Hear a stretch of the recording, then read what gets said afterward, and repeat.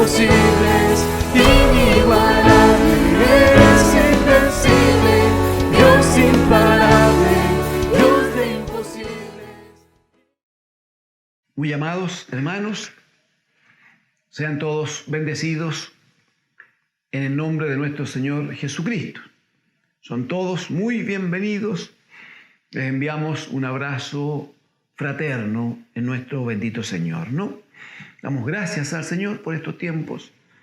Gracias al Señor por su victoria en todas nuestras luchas. La Escritura dice que la batalla no es nuestra, la batalla es del Señor. Así ha sido dicho proféticamente, ¿no? Así que damos gracias al Señor porque Él nos da la victoria y como está escrito en el Señor vamos avanzando de gloria en gloria, dice el apóstol, hasta que alcancemos la imagen misma, ¿no?, de el bendito Hijo de Dios. Por favor, quiero invitarle a que me acompañe a leer Evangelio de Mateo en la Biblia, hermano, ¿eh? Mateo capítulo 14, por favor. Mateo capítulo 14, versículos 22 al 33. Desde el 22 al 33, amén. Mateo capítulo 14. Leo en el nombre del Señor Jesucristo. Dice: enseguida Jesús hizo a sus discípulos entrar en la barca e ir delante de él a la otra ribera, entre tanto que él despedía a la multitud. Despedida la multitud, subió al monte a orar aparte, y cuando llegó la noche, estaba allí solo. Y ya la barca estaba en medio del mar, azotada por las olas, porque el viento era contrario. Mas a la cuarta vigilia de la noche, Jesús vino a ellos andando sobre el mar, y los discípulos, viéndole andar sobre el mar, se turbaron, diciendo: ¡un fantasma! Y dieron voces de miedo. Pero enseguida Jesús les habló, diciendo: tened ánimo, yo soy, no temáis. Entonces le respondió Pedro y dijo: Señor, si eres tú, manda que yo vaya a ti sobre las aguas. Aleluya. Y él dijo: ven. Y descendiendo Pedro de la barca, andaba sobre las aguas para ir a Jesús. Pero al ver el fuerte viento, tuvo miedo, y comenzando a hundirse, dio voces, diciendo: Señor, sálvame. Al momento Jesús, extendiendo la mano, asió de él y le dijo: hombre de poca fe, ¿por qué dudaste? Y cuando ellos subieron en la barca, se calmó el viento. Entonces los que estaban en la barca vinieron y le adoraron, diciendo: verdaderamente eres Hijo de Dios. Amén. Amén al Señor. Gracias al Señor.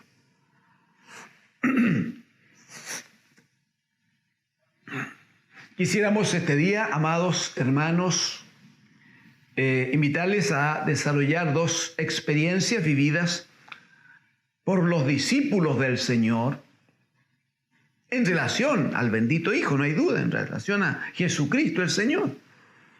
Pero ¿cómo es que, no obstante que ya llevaban un tiempo participando en esta relación tan cercana de Jesús con los discípulos, de Jesús con los suyos, cómo es que claramente no fue fácil que la palabra llegara a la vida de los discípulos, ¿eh? Nosotros conocemos, por gracia de Dios, que la fe viene por el oír y el oír por la palabra del Señor.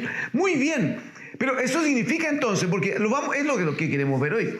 Vamos a ver que la palabra no había llegado todavía al alma de los discípulos.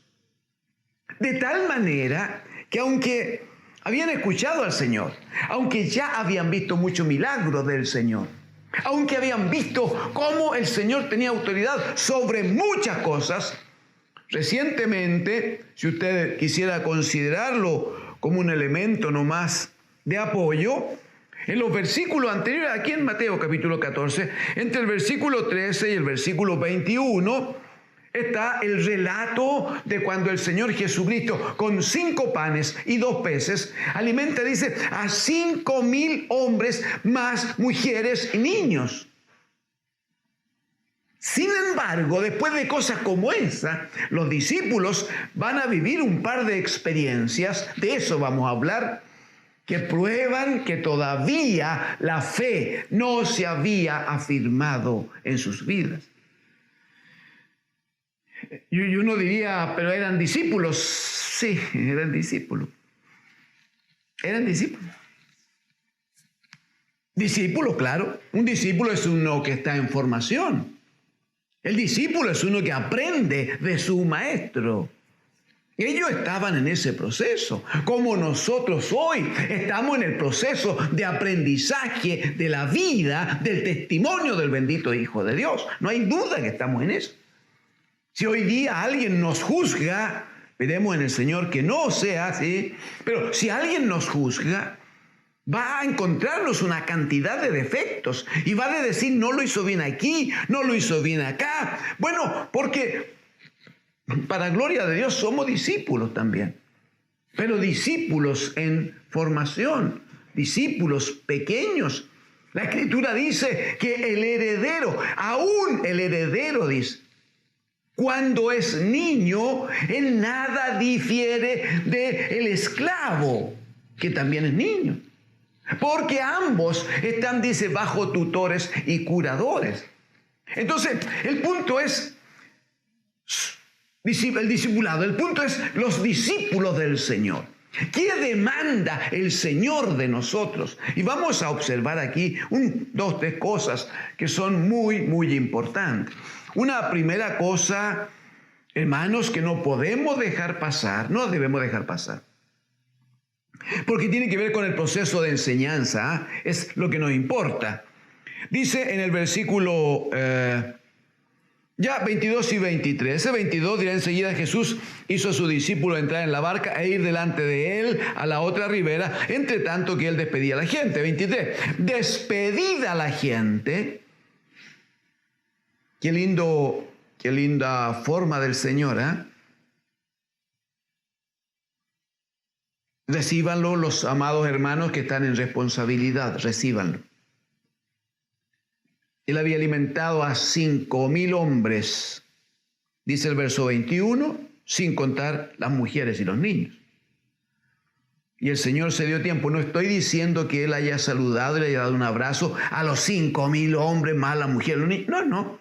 Pero Él tomó tiempo, dice que se quedó ahí para despedir a la multitud.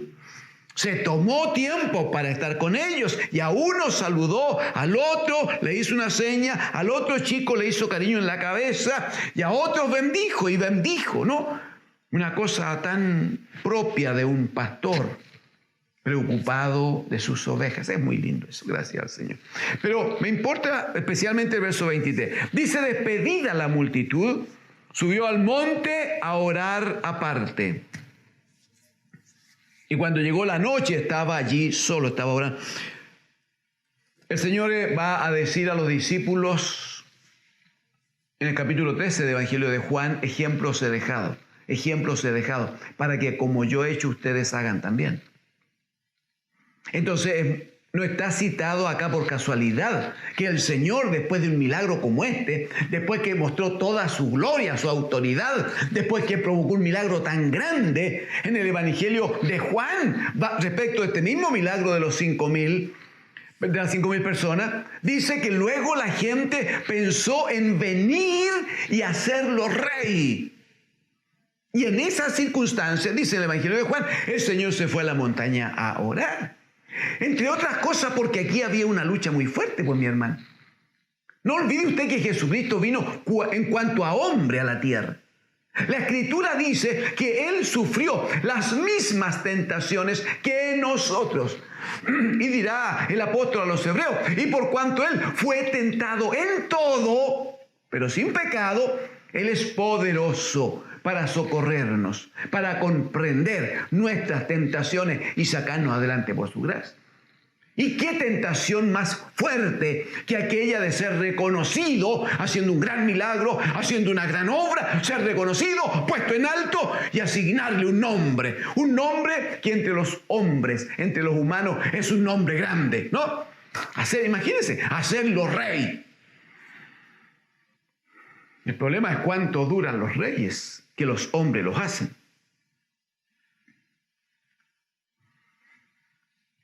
Entonces, ¿qué hace el Señor Jesucristo? Dice aquí, lo dice en Juan, lo dice en Marcos, dice que Él se fue a la montaña a orar. Fue a la montaña a conversar con el Padre, seguramente a declarar sus debilidades, seguramente como lo hacemos y debemos hacerlo, hermanos, diariamente, a decir, Señor, hay esta debilidad en mi vida. Y tener una debilidad, hermano, no es pecado. El pecado está en dejar que la debilidad le gobierne el alma, le gobierne la vida. Y se constituya entonces en un pecado que se manifiesta. La tentación en sí no es pecado, es un trabajo del maligno. El problema es cuando nosotros accedemos, aceptamos y cedemos ante la tentación. Allí está el pecado, ¿ves? Entonces, ¿qué hace el Señor Jesucristo? Se va a la montaña a orar, y dice que llegó la noche, y Él estaba allí delante del Padre, estaba orando al Señor. Señor, nos ayude a entender esto, nos ayude a ver el modelo del bendito Hijo y nos permita decirle, amén, Señor. Yo lo haré de esta manera. Porque no hay otra forma de conseguir el respaldo, la ayuda, la bendición. No hay otra forma de obtener la gloria de Dios en nosotros, sino a través de la oración, amados hermanos. Es a través de la oración. Muy bien. Mientras tanto va a decir el relato que los discípulos estaban en la barca intentando atravesar al otro lado. El problema es que en el verso 24 dirá que ya la barca estaba en medio del mar, azotada por las olas, porque el viento era contrario. Miren, es bien, no vamos a quedarnos en eso, pero es interesante el hecho. Jesús comenzó la primera parte de la noche, Él la pasó en la montaña, estaba orando al Padre. Y los discípulos, antes de que el Señor se fuera a orar, mientras despedía a la multitud, los discípulos fueron puestos sobre la barca y para atravesar. Aquí va a decir dos cosas. Uno, que ahora están ellos en medio del mar. O sea, no han logrado el objetivo. Están en medio del mar todavía. Pero dice que la barca estaba siendo azotada por las olas porque tenían viento contrario. O sea, claramente no estaban avanzando. Ese es el punto. No avanzaban, no porque tenían viento en contra. Tanto es así que, según dice el verso 25, a la cuarta vigilia de la noche. Esa es la última porción de tiempo, como se medía, ¿no?, en la antigüedad. Es la última porción de tiempo antes que aclare el nuevo día. Antes que empiece a abrirse, el nuevo día. Entonces, ahí corresponde la cuarta, la última vigilia de la noche. ¿Qué significa? Que es el tiempo de la mayor oscuridad, es el tiempo de la más densa oscuridad. Pero eso significa, hermanos, que estamos hablando, si me permite usar un horario, estamos hablando en algo así como entre las 3 y las 6 de la mañana. Un tiempo de enorme oscuridad, sí, pero también un tiempo que habla de cuánto espacio de tiempo. Uno, el Señor estuvo en la montaña orando al Padre. Amén, amén. Mucho tiempo orando al Padre. Pero también cuánto tiempo estuvieron los discípulos luchando, bregando contra el mar para intentar seguir adelante y cumplir su cometido. Y manifiestamente no pudieron. Aplicaron sus fuerzas, aplicaron su conocimiento del mar algunos, aplicaron lo que tenían. Y allí estaban en mitad del mar, sin poder avanzar. ¿Qué ocurre? ¿Qué cosa gloriosa, aleluya, qué cosa gloriosa ocurre? Dice el verso 25 que la cuarta vigilia de la noche, entonces Jesús vino a ellos andando sobre el mar. Y los discípulos, viéndole andar sobre el mar, se turbaron diciendo, ¡un fantasma! Y dieron voces. ¿Sabe? Perdón que me sonrío un poquito, pero es que estábamos hablando hace 5 minutos atrás de este problema de la falta de fe en los discípulos, ¿no? La falta de fe en los discípulos.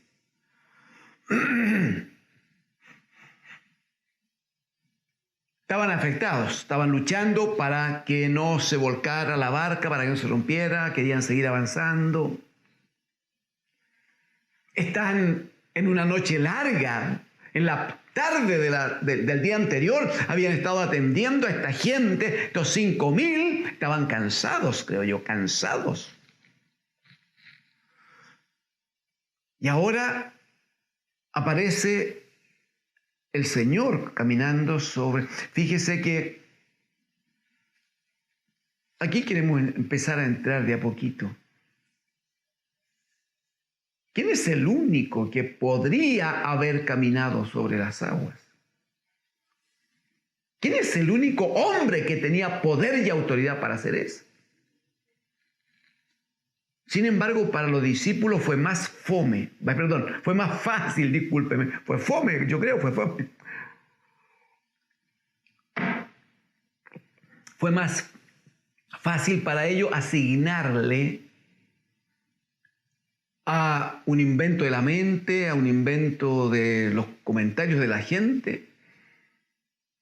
Y dijeron, porque vieron una figura que se acercaba a ellos caminando, ellos prefirieron asignarle el sentido de un fantasma, una cosa solo creada por la imaginación de alguien. Le dieron más sentido a eso que pensar, oh, el Señor viene a nosotros. Y dice que empezaron a gritar. Bueno, felizmente estaba Simón Pedro ahí. Pero interesante en el versículo número 27, después que dice que dieron voces de miedo, Jesús enseguida les habló. ¿De dónde está? Jesús enseguida les habló diciendo, tened ánimo, yo soy. No temáis. Me importa lo de... Bueno, todo es tan importante. Bueno, eso de tened ánimo es una primera palabra en que a uno lo hay que dar tiro. Cuando el niño en la casa se cae, ¿qué es lo que primero que dice la mamá de papá? Ya, tranquilo, hijito, tranquilo. Yo voy para allá, ya, yo te levanto. Tened ánimo, dice el Señor. Pero inmediatamente se identifica. Y se identifica de la forma más gloriosa que podía haberlo hecho. Él dice simplemente, yo soy. Aleluya. Ese yo soy es la misma palabra de Éxodo capítulo 3. Cuando el Señor estaba comisionando a Moisés para ir a rescatar a Israel de la esclavitud de Egipto, ¿recuerdan? Y Moisés discutía y decía, pero Señor, ¿cómo lo voy a hacer? ¿Y cómo voy a ir? Y ya, ok. Quiso presentarle un problema así como sin solución al Señor, como si el Señor tuviera problemas sin solución. Y le dice, muy bien, yo voy y me presento y digo, el Dios de ustedes, el Dios de nuestro Padre, me envió a liberarle, sí. Ya, pero me van a preguntar, ¿y qué nombre tiene? ¿Y qué les digo, Señor? ¿Qué les digo? ¿Recuerdan? Capítulo 3 de Éxodo. El Señor le dice, tú irás. Lo primero que le dice es, yo soy el que soy. Tú irás a los hijos de Israel y les dirás, yo soy, me ha enviado a vosotros. Aleluya. Jesucristo aquí le dice a los discípulos, tened ánimo, yo soy. Usted sabe que ese yo soy de Éxodo capítulo 3 y este yo soy tiene el mismo sentido. No hay nadie como yo. No hay nadie a la altura de mí. No hay nadie que tenga mi poder. No hay nadie que se parezca. Si yo no estoy, si yo no soy, si yo no existo, nada más existe. Porque como nosotros sabemos por la Escritura, Él es el que sustenta todas las cosas por la palabra de su poder. Por tanto, ese yo soy significa que todo lo que existe es mío, me pertenece, tengo gobierno, tengo autoridad, tengo poder sobre todo. Yo soy. Bendito es el Señor. Jesús les dice, tened ánimo. Yo soy. No temáis. Y surge la figura de Pedro entonces en una reacción, a mí me parece hermosa, fíjese. Yo creo que una de las cosas interesantes de Pedro es que lo que estaba en su corazón él lo manifestaba, él lo declaraba, él lo decía. No andaba preocupado así como de quedar bien. No. El Señor le preguntó a los discípulos, ustedes van a recordar pues. Le va a preguntar a los discípulos. El capítulo siguiente le va a decir, a ver, ¿quién dice los hombres que soy yo? Y luego le va a decir, ¿y ustedes qué opinan de mí? Y prontamente, yo creo que hubo un tiempo, un silencio ahí, pero en un minuto salta Pedro. Ustedes lo saben, ¿no? Tú eres el Cristo, el Hijo del Dios viviente. Pero eso es una palabra revelacional. Pues el Señor le dice, no te lo reveló carne ni sangre. O sea, es una cosa que le llegó a Simón Pedro, pues. Entonces él pudo haber esperado así como, pero esto que estoy entendiendo, y si hago el ridículo, y si los otros se ríen de mí, y si los otros me dicen cosas. No, Simón Pedro no andaba dándole vuelta a la cosa. La palabra que venía a él la declaraba.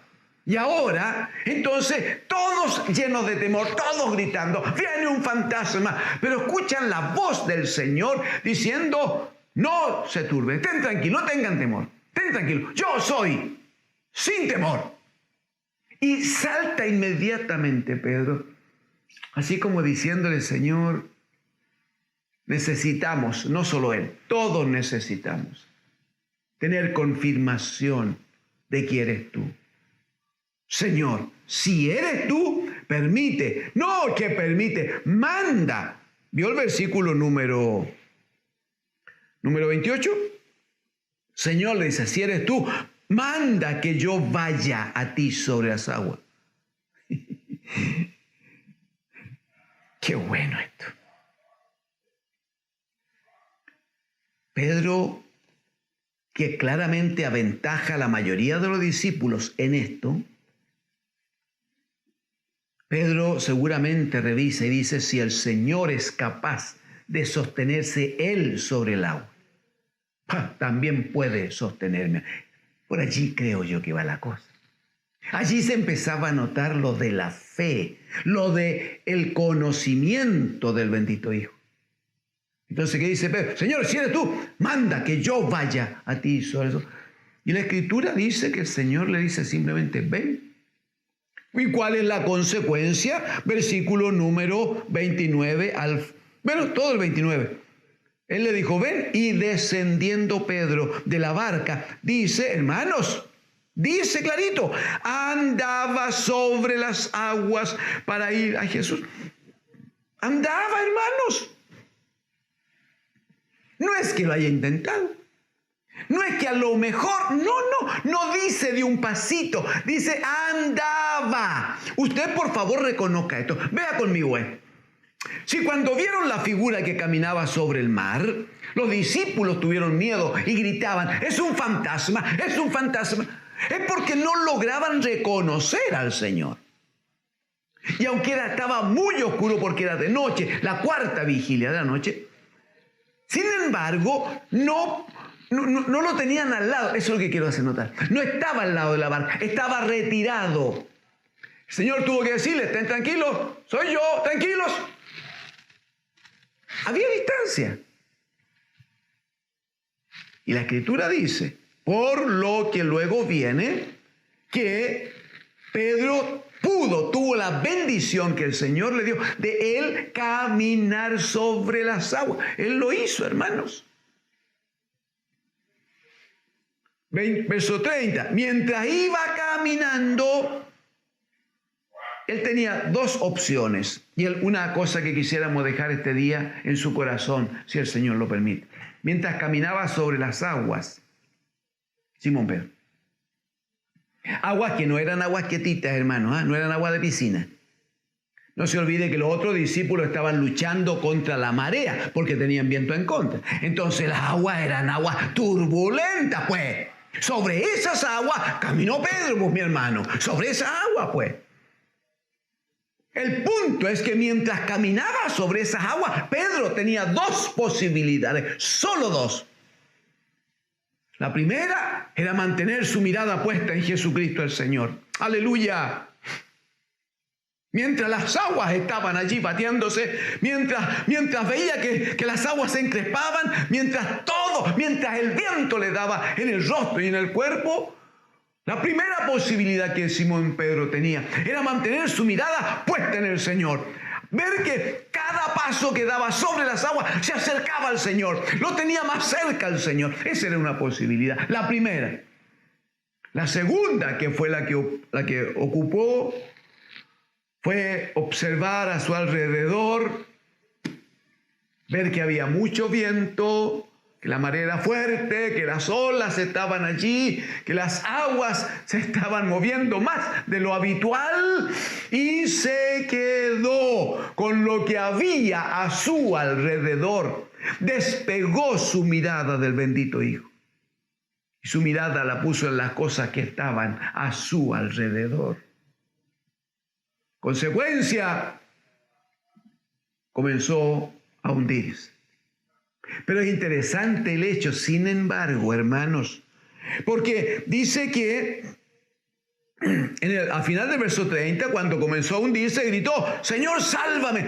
Dice, y al momento Jesús, extendiendo la mano, hermanos. Hay figuras de dibujos animados, entiendo yo. Reconozco que ya no estoy viendo tanto dibujo animado. Fueron una debilidad durante varios años. Reía, lo pasaba bien con los monitos.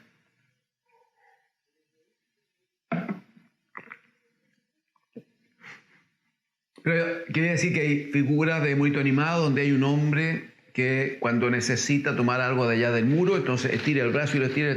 Y si necesita tomar algo de la vereda, entonces tira el brazo y el brazo va, y cede. Señor Jesucristo no era de esos. Si Él dice que cuando Pedro le pide ayuda, Señor, sálvame, el Señor extendió su mano, lo extendió en términos normales, en forma normal. Estiró la mano y lo levantó. ¿Qué estoy diciendo? Que Pedro había caminado desde la barca hasta muy cerca del Señor. Ese es el punto. Y durante ese tiempo en que él iba avanzando, iba marchando, en ese tiempo fue cuando él mantuvo esa lucha en el alma. Mientras caminaba sobre las olas, mientras el agua estaba salpicándole, mientras el viento le daba con fuerza sobre el rostro y afectaba su cuerpo, Pedro seguía caminando en dirección al Señor. Su mente estaba trabajando, su mirada estaba observando para un lado y otro, pero él seguía acercándose al Señor. De tal manera que cuando ve que se está hundiendo, grita, pide ayuda y el Señor le levanta y aprovecha de reprenderle y decirle: ¿por qué dudaste, hombre de poca fe? ¿Por qué dudaste?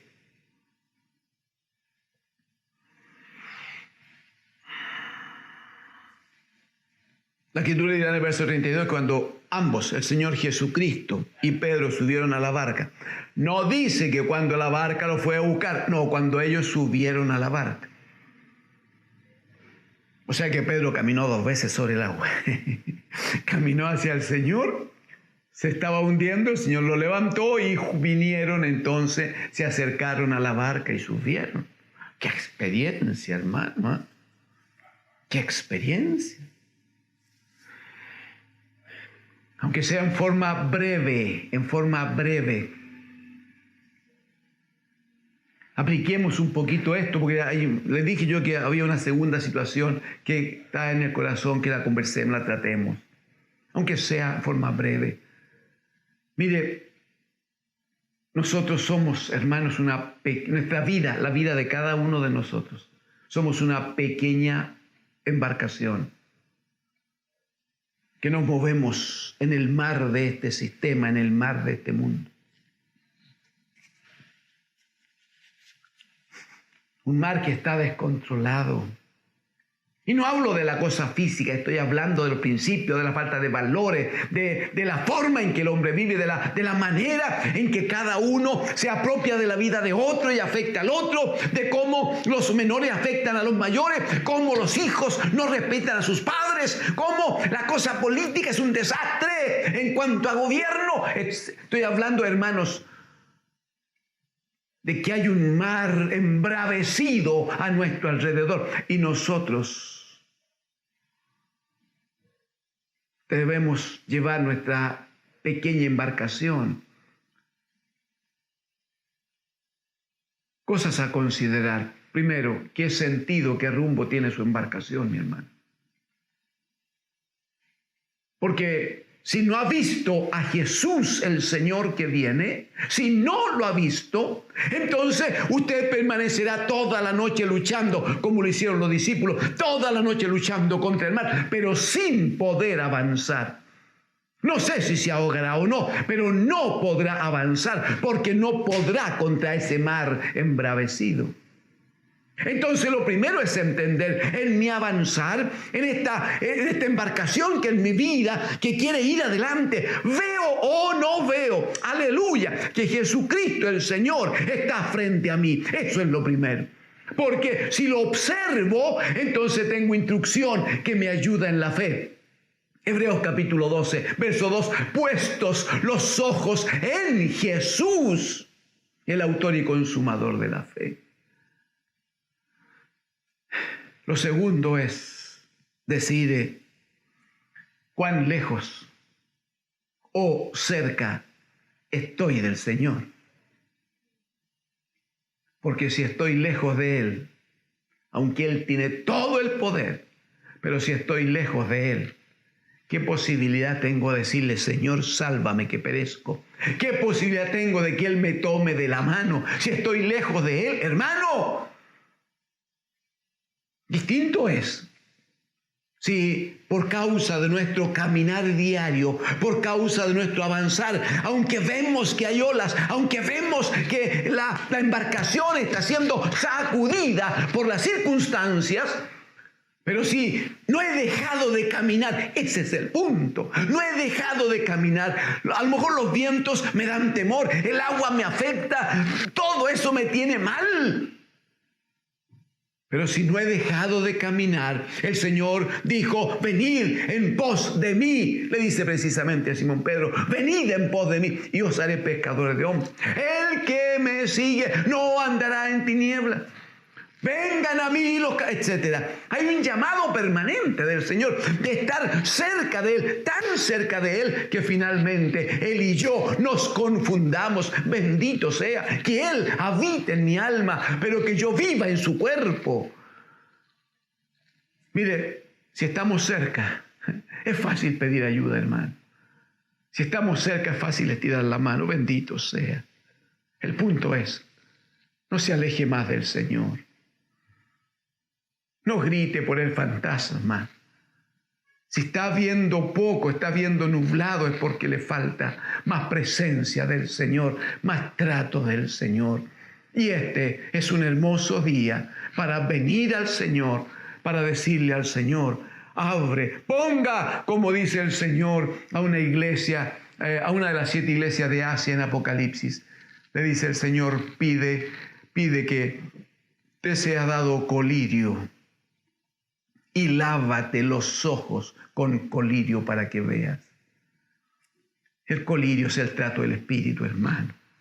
Usted puede en oración decirle, Señor, necesito verte. Por favor, si me acompaña aquí en Mateo, pero en el capítulo 8, por favor. Aleluya.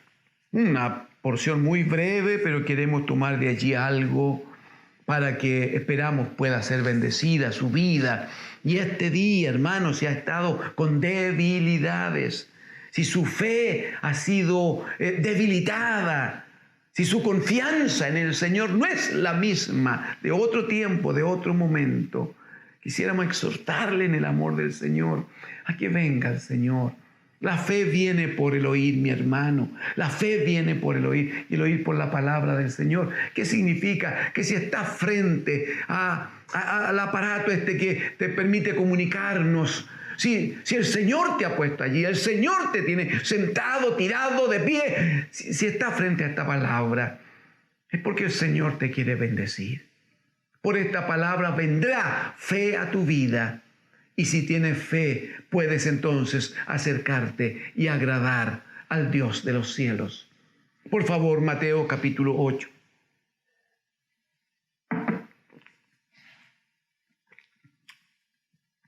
Versículo 23, por favor. 23 al 27, hermanos. Dice, entrando él es Jesucristo, entrando el Señor en la barca, sus discípulos le siguieron. Observe el orden porque va a ser importante en el desarrollo. Dice que primero entra Jesús en la barca y los discípulos le siguieron. 24, de aquí que se levantó en el mar una tempestad tan grande que las olas cubrían la barca. Pero el Señor dormía al interior. Y vinieron sus discípulos y le despertaron diciendo, Señor, sálvanos que perecemos. Él les dijo, ¿por qué teméis? Obviamente después que lo despertaron, claro. Entonces Él le dice, ¿por qué teméis, hombres de poca fe? Entonces, levantándose, reprendió a los vientos y al mar y se hizo grande bonanza.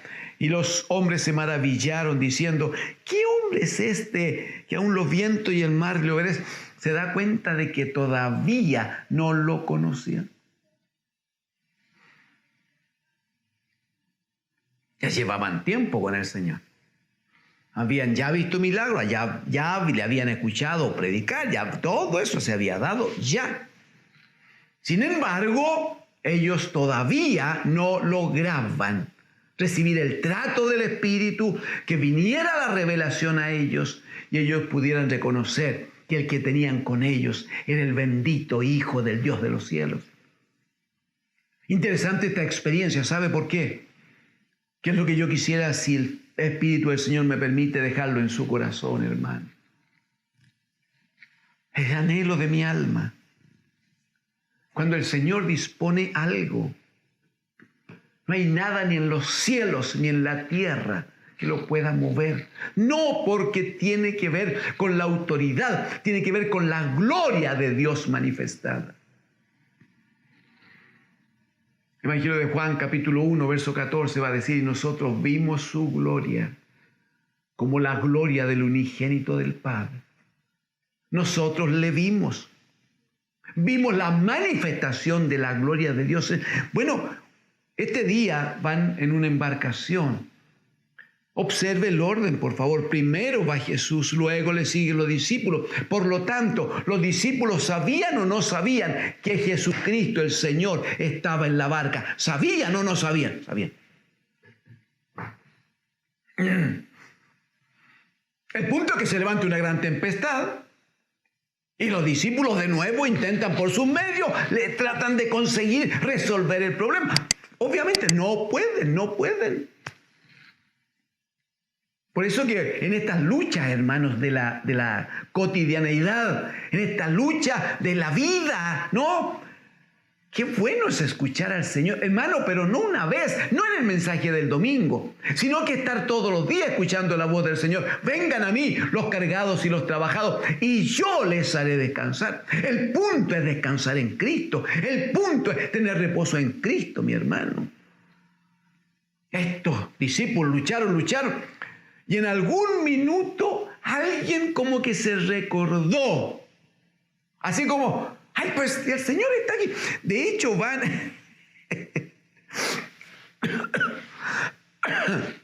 A mí me parece que estos discípulos amados, lindos hermanos, me parece que se fueron donde el Señor estaba tirado allí, durmiendo, descansando. Yo creo que lo agarraron y lo estremecieron. Sí, porque les urgía que el Señor despertara. De hecho, lo despiertan para decirle: sálvanos, Señor, sálvanos. Mire lo que dice: que perecemos. El Señor le dice: ¿por qué teméis, hombre de poca fe? ¿Por qué teméis, hombre de poca fe? Acto seguido, sube a la parte de la barca, allí donde estaban todos. Me da la idea a mí que él dice: ya, silencio, se callan, ya, tranquilos. No sé. Dice que acalló. Reprendió al viento y el mar. Y se hizo, bastó una palabra. No, pero quiero quedarme en estos 2 minutos que me quedan. Quiero quedarme, hermanos, en eso que el Señor les dice. ¿Por qué teméis? Hombres de poca fe, ¿por qué teméis? Pero que la pregunta del Señor: ¿y cómo no vamos a temer si mire la tremenda borrasca que hay aquí? El mar está embravecido, los vientos son terribles. Y nos pregunta: ¿por qué teméis? ¿Sabe lo que el Señor le está diciendo? Y lo que quiero dejar en su corazón, si el Señor lo permite. ¿En esa embarcación estaba o no estaba el Señor Jesucristo? No se olvide que dijimos hace unos minutos atrás, por causa del otro párrafo bíblico, que nuestra vida, la vida de cada uno de nosotros, es una pequeña embarcación. Lo hemos dicho así, ¿no? En un mundo con mucha turbulencia. En esta embarcación de los discípulos, ¿estaba o no estaba el Señor?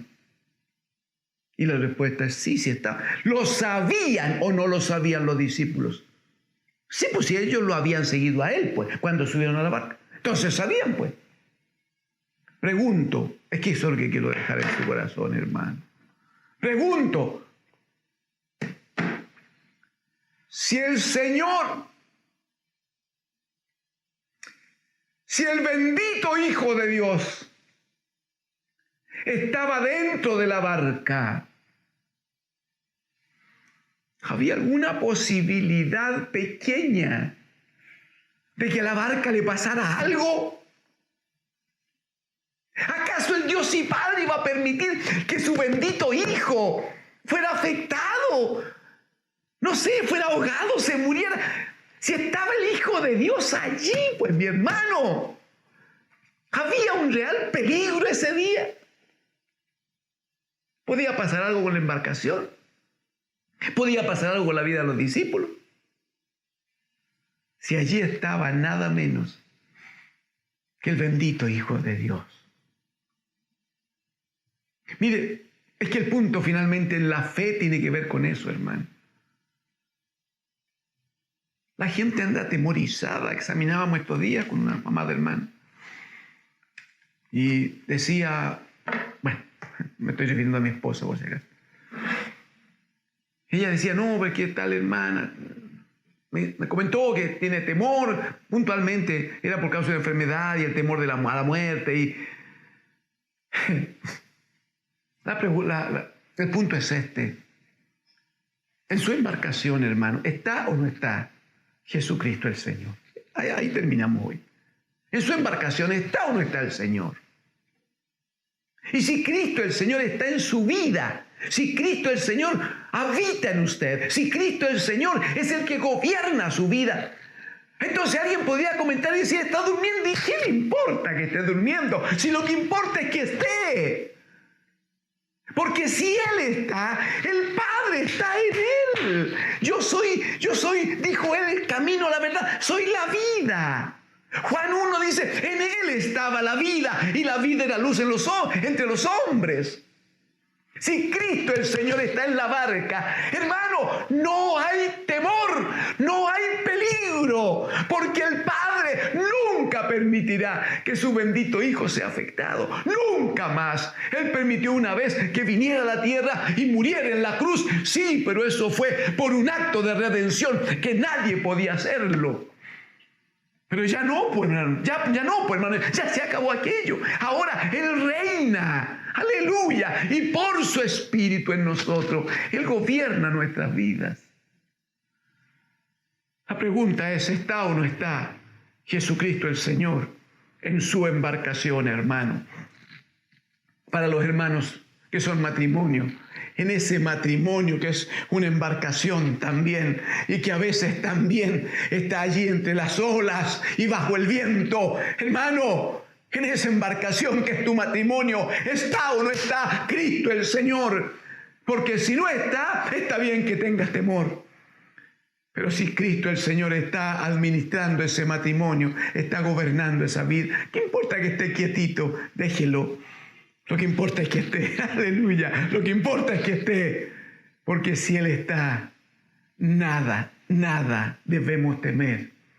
Una palabra suya bastará para que la mar se aquiete, para que el viento se tranquilice, para que haya bonanza y haga paz. Alguno estaba pasando por un tiempo en que la embarcación se mueve más de la cuenta, en que hay dudas, en que hay temor. ¿Alguien está viendo fantasmas a su alrededor? Le invito a que incline su rostro ahora, hermano.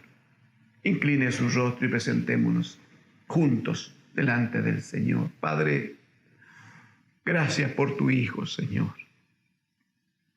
Y gracias porque al levantarlo de entre los muertos, le diste un nombre que es sobre todo nombre, para que ante el nombre de Jesús se doble toda rodilla de los que están en los cielos, en la tierra y debajo de la tierra. Padre, gracias, porque nos permites recordar y entender que aunque haya vientos a nuestro alrededor, si Cristo tu Hijo está en nuestras vidas, siempre habrá paz, porque Él tiene el gobierno de todo. Señor, ruego por aquel hermano, aquella hermanita amada, algún joven, Señor, o algún amigo que por primera vez escuche esta palabra. Señor, ruego por su alma, ruego que tu Espíritu Santo trabaje en ellos de tal manera que sean fortalecidos en su fe, Señor. Y se están viviendo tiempos difíciles. Señor, trata con sus almas, para que ahora en un acto de fe inviten al Espíritu del bendito Hijo de Dios a que gobierne su vida, a que entre a sus vidas y que desde dentro tome el control de la casa, de la familia, del matrimonio, del hermano, de la hermana. Padre, lo ruego en el nombre de Jesús. En el nombre de Jesús. Gracias, Señor.